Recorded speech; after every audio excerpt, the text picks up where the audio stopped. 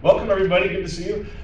This is the part in our weekly meeting where we call our community moment, where folks from our community, sometimes share a thought for the day or something that, maybe something for their personal journey towards reason and skepticism. And today we're going to invite up Gary Williams, who also happens to be the president of our board. And so at this time, let's welcome Gary Williams to our community moment.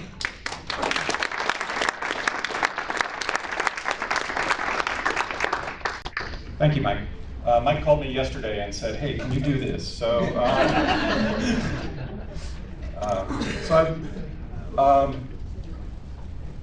I believe in everything on that list up there that's about Oasis. But one of the things that is really important to me is reality is known through reason, not revelation.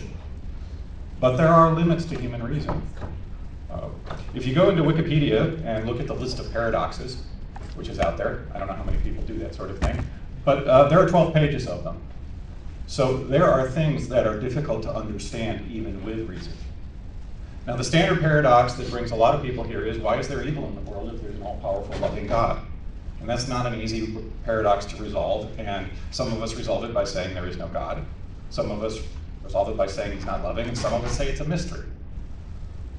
But the point is that we have to resolve that paradox. There are other paradoxes out there that people may not be aware of. How many of you people have ever heard of Gödel, mathematician? A few people. How about M.C. Escher, painter? Yeah.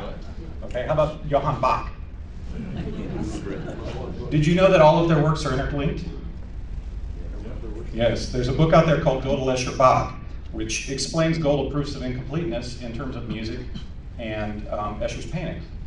And a large part of this has to do with the concept of recursion. Now recursion lies at the heart of many, many paradoxes, and it's a very simple concept. Most of you have heard this. This statement is false.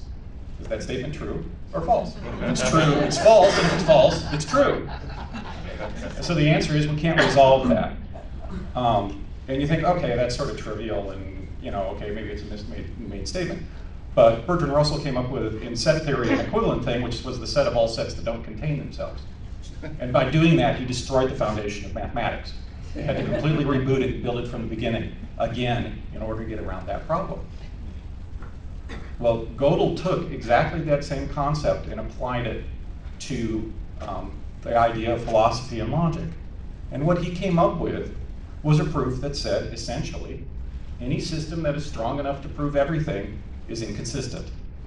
Which means that if you guys have come up with a way, a belief system, something that you believe will explain everything that's going on, then it's probably wrong.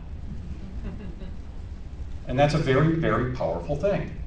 The universe is a lot more complicated than we think.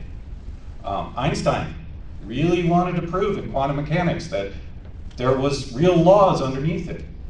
But Bell's theorem shows there is something called no local variables, which means there's no little hidden things going on with the atoms underneath the little quantum particles that are moving around. They're just moving around. We can't tell what they're doing, and they can't tell what they're doing, even more so. So at the edges of the universe, there are limits to what we can understand. And that's very important. Because we think of reason as being powerful and a great tool, and it is. It's the best tool we have. Science is the best tool we have for understanding the world, but understand that it has its limits. So when you're looking at someone who believes something that's not rational, don't look at them and say, oh, I can't understand how they're like that.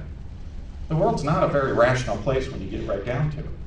It's hard to understand, especially if you're not as bright as a lot of the people in this room are.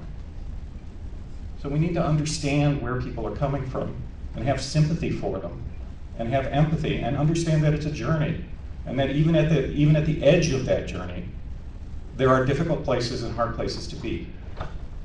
And that we should accept everybody where they are in that journey, whether they're religious, whether they're an atheist, or whether they're an agnostic, as long as they're willing to accept this path. I'm not saying that you need to accept someone who wants to kill you. But we need to understand that we all have our limits.